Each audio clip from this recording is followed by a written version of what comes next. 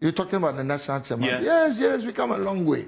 He actually said that, look, it took him 20 years to get to the chairman. And then you should have just waited a bit longer. Please. I've moved on.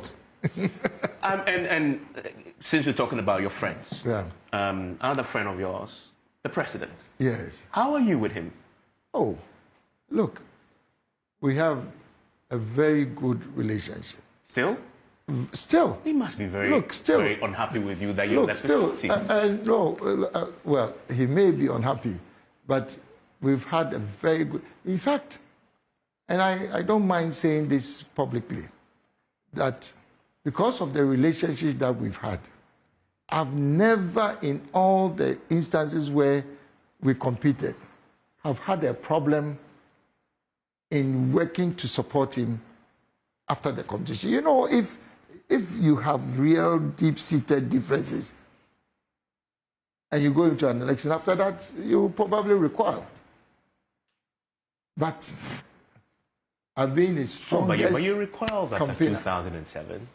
No, that is not the case. You're telling your resignation to talk about... Now you went, you see, now you are going... You found another back route to come into this discussion. That's a beauty of conversation. It's a conversation. This one, don't come through the back door. It's a beauty of conversation. By the way, you're listening to my exclusive interview with Alain Kyerematen on Joy on the Journey channel. We agreed that... No. I mean, it's a conversation. We're talking about your friend. Friend. But I'm saying that, look, I've moved on. Yeah. I've worked. But you're on good terms with him? Very good terms. You know, has he called you since Monday? No, but he's been out of the country. No, but... Did you hint him? Did you hint him at all? Sorry? Did you hint him that... No, well, we can't discuss this openly. Yes. So I assume you did. And I'm sure he wasn't happy with you. That you decided to go. Why are you trying to get into our relationship? I don't want to get between us, as they say. I don't want to come between you and him. But you say the relationship still remains. Yes, absolutely. I mean, we've worked very well together. You know, I was the first person he appointed as You're the first minister. person he actually announced way before you even contested. Way before, you know. So we remain very good friends. Yeah. And that will remain even as an independent candidate. And I have many other good friends in cabinet, and it will remain. Yes. Yeah. Although they'll be very unhappy with you. I know. Very, very unhappy with you. The John Jacob Akufo. Yesterday I spoke to Kyerematen. I'll repeat that again. Okay. And he makes the point that on air, so I can repeat this, that Akufo had called him yesterday and said, look, Kyerematen was traveling yesterday.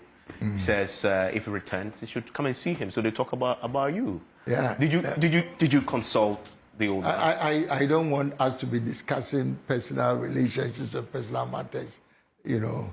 I only asked that because of the role he played. No, that's what I'm saying. In 2007, you know, we've been working together very closely, you know, since in fact, I mean, saying because, you know, he was a leading member of the party right from the beginning. And we've been working together since 1992.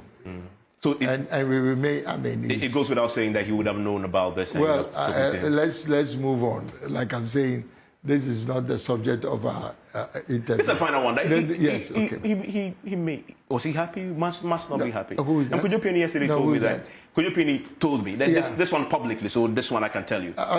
You interviewed him? Yes, please, I did. And then he said on air that you didn't consult him, but if you did, he would have told you. Kyerematen, if you had told him, he would have told you not to stay and fight. Those are his words. He should stay and fight. I should stay and fight. Yes, that's what he said. That is his view. Yeah, he was saying that I should have stayed. If you had consulted him, he would have told you to stay and fight. So Kyerematen made a public declaration that we did not have a discussion. Is that what you are saying? Oh, well, on national television on PM Express yesterday, people watched us on air, and I asked him that. He says, you didn't consult him, but if you did, he would have told you to. And I asked him, so why? Do you support him? Do you support this issue? He says he's not opposed to it. But he wouldn't support it either. But if he had, but if you have told him, if he would have told you, he would have told you not to stay and fight. Yeah, but what is the point? Staying and fight and fighting. Yes. For what purpose? Look, I mean, and I'm sorry, I mean, because I didn't listen to the interview. Fair enough. I didn't, so I cannot make a comment on it, you know. But I'm just repeating what he has told But us. I'm surprised if you said he made a public statement that we had no discussion on this matter. But that's fine. But I'm saying that I have moved on.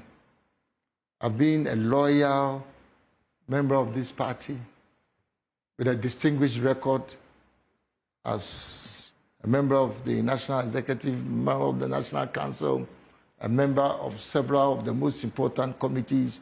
I was chairman of the Young Executive Forum, which was the backbone of the party, financial backbone of the party.